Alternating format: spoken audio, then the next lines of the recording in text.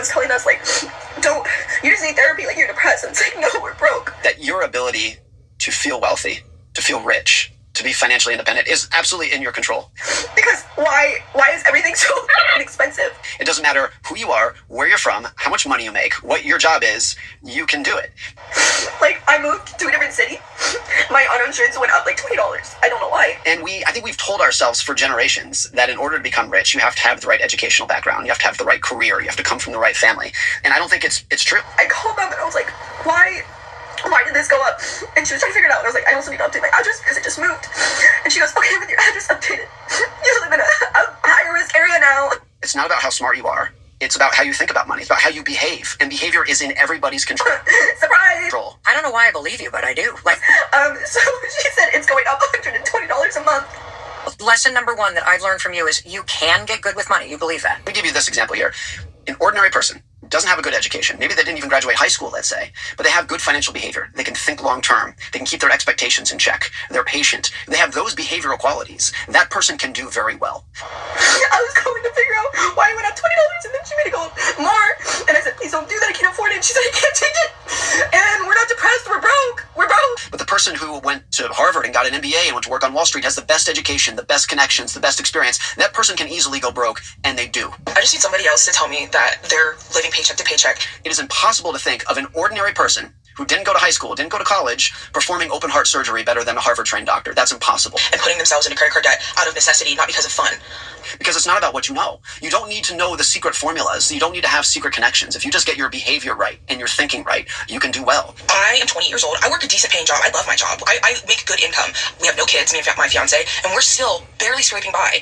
Patience, keeping your expectations in check, not comparing yourself to other people, using money as a tool to live a better life instead of a yardstick to measure yourself against others by. Our bills are paid, but we can't save any money. It's very simple stuff, and it's all in your head. And I think it's 99% of what people need to know to do well with money. We can't go on vacation. I mean, we do little things here and there, but realistically, we don't really do anything. You basically say, no. You're focusing on the wrong stuff. There are actual behaviors that we can learn that will help you get good with money. Exactly.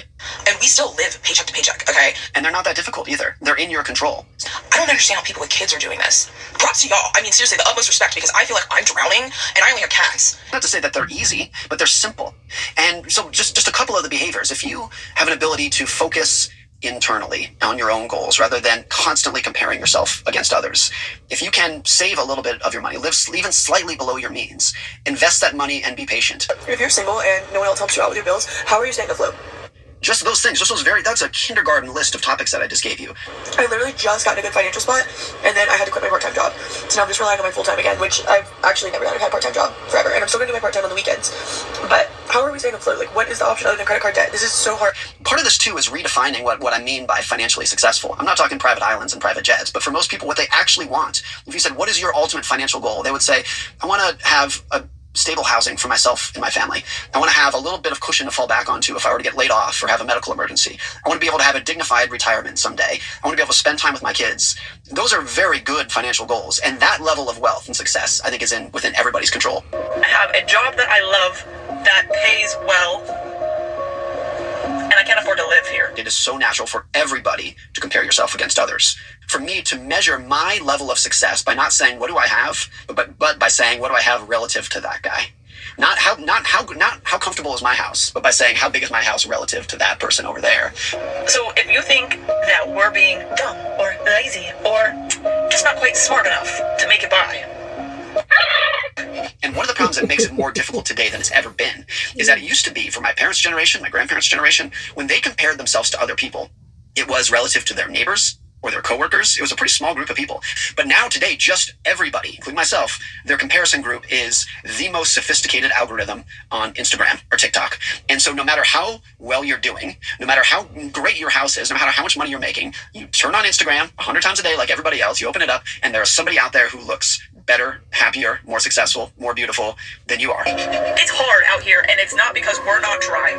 It's not because we didn't do everything right the first time around. And so this topic, I think, has always been true. It's always been important. It is more important today than it's ever been. The idea of keeping your expectations in check, because it's easier today than it's ever been to let your expectations just spiral out of control. So let me get this straight. Inflation is going to keep going up. Taxes are going to keep going up. Interest rates are going to keep going up. National debt's going to keep going up. Wages are probably going to be going down now. The implementation of AI is going to make like easier, mundane, much easier to do. So what's the end game here? I see this with my own kids, my 9-year-old son. When I was growing up, normal people drove old pickup trucks and rich people drove new pickup trucks. My son, who's 9, his definition of rich is like a private jet and a private island. Because he watches Mr. Beast and it's like, oh, sit in the circle and you win $1 million kind of thing. It's a completely different level of expectations. So if you're not already rich, you're not going to be rich very soon. What is really the end game here? I'm actually like asking you, like, what is the end game?